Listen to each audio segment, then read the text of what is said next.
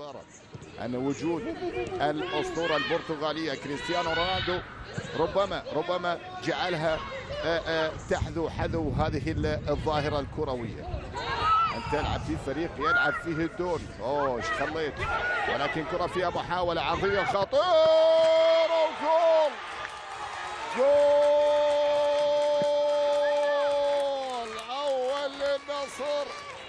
بكر النصر المتصدر بكرة عرضية مثالية ولا أروع في الجهة اليمنى، تهتز معها الشباك الهلالية من الهدافة لينا بوساحة. لينا تصل إلى الهدف 11، تتساوى مع جرانشوت كينغويا لاعبة القادسية، ولكن حلوة العرضية، حلوة من الكنغولية. محاولة شروق هوساوي لم تنجح، ولكن بوم في المرمى. جول عرضية للنصر. هنا الكرة بكرة يعني خلينا نقول بالملي بالسانتي بالقلم والمسطرة. بوساحة هدف أول نصراوي. فرحة أولى. شوف عودة شوخان، عودة اللاعبة العراقية للشق الدفاعي. روث محاولة تقدم، محاولة فيها تسديدة خطرة. ثاني صارت 2، أصبحت هدفين. النصر سجل 2. هدف أول ربع ساعة أولى، هدف ثاني في الربع ساعة الثانية. إذا صارت 2 في الديربي. النصر سجل 2، سجل هدف أول في الدقيقة 13. هنا 33 من كلارا كاليتوس لوفانجا. هدف نصراوي ثاني في الدقيقة 33. شوف الكرة من بسمة، وصلت سهلة، كنترول وسيطرة من لوفانجا. هدف لفريق النصر، وللمرة الثانية آلين فيلارس تستقبل ثاني أهداف الفريق النصراوي.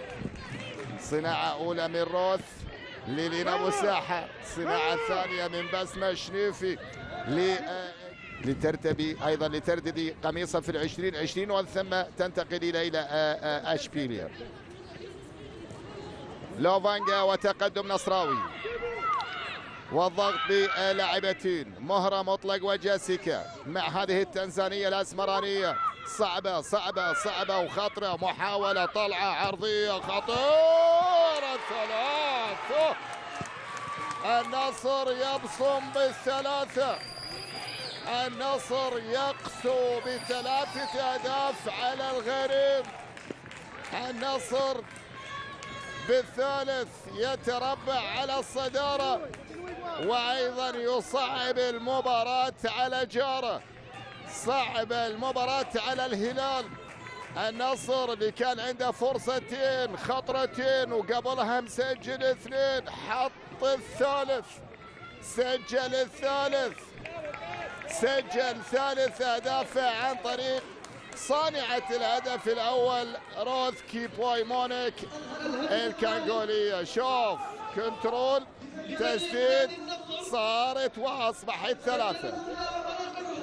هدف 3، صارت 3، والهدف الثالث في اللحظة بعد صناعة لوفانجا تصنع ثالث الأهداف وتسجل الثاني.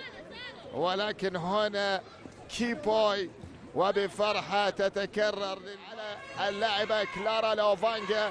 إذا أحد الأخطاء 12 من وجهة نظر محمد العمري. إذا مافيس أوسو تقع في المحظور. مافيس أوسو تتسبب بركل جزاء.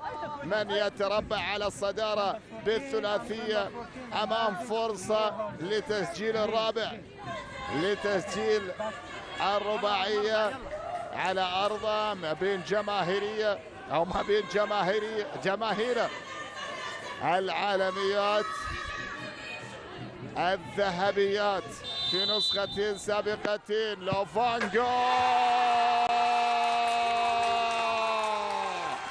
مسك الختام، كرة فيها مسك الختام من كلارا كيليتوس لوفانجا.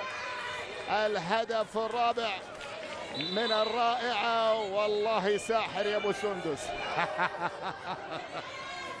4-4 والتربع على الصدارة.